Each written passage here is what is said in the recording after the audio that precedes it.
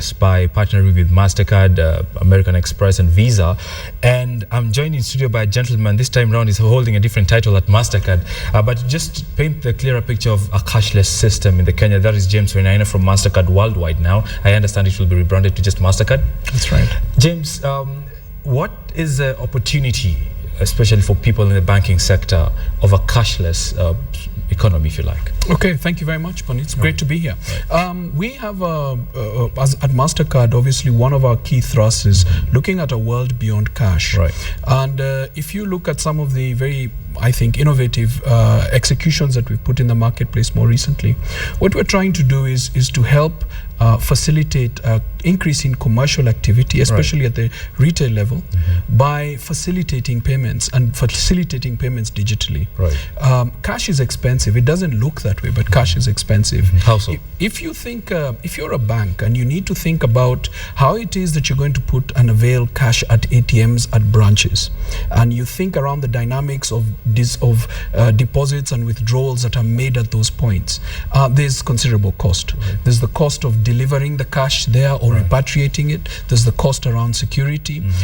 There's the cost of handling it as well. The cost of staffing people to do a very manual job. You can actually replace a lot of those transactions by just going cashless.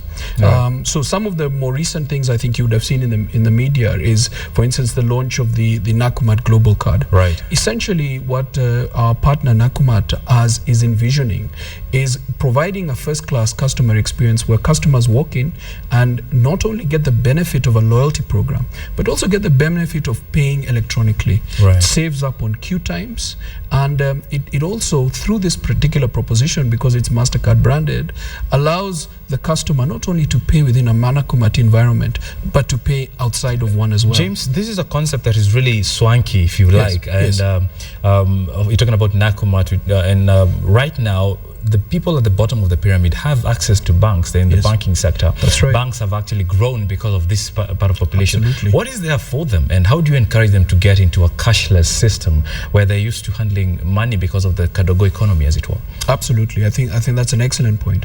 It's a journey, I think, is the key thing. 97% of transactions that are done in Kenya today are actually cash. Right. The real reason for that is the average ticket size of transaction, several studies have corroborated to show, is less than $1.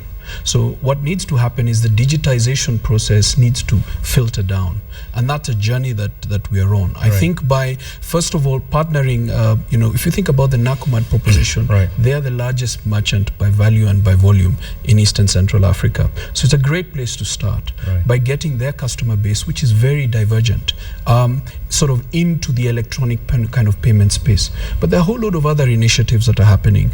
There's also, banks are partnering with us to very aggressively roll out points of sale, terminalization, moving away from the traditional devices, which would typically cost $700, $800, to devices such as mobile as point of sale. There's a thrust towards e-commerce as well, facilitating online transactions, and that's a whole untapped space. So digitizing these transactions, if you really think about it now, creates new merchant categories. It creates new opportunities for everyone, including the bottom of the pyramid. Right. James, my final question would be, how safe is this? What are the security parameters put up around a cashless system like MasterCard? Well, let's take an excellent example of the Nakumatt Global Card. It's EMV.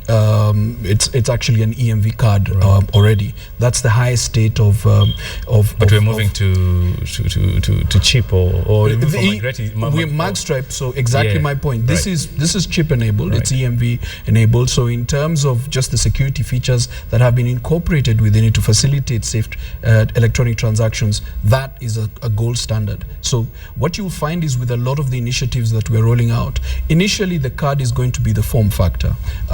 It's going to be based on EMV. What that's going to do is going to bring a new level of confidence into the marketplace, acceptability by merchants, and obviously what that's going to do is drive the issuance place. So banks are going to find it easier to put a card in a customer's hand, not only for use in this market, but also for use internationally. So we're very excited to be at the thrust of actually driving that. All right. My director tells me we have to wind up this conversation here, and I have to follow that. So Edith, sports?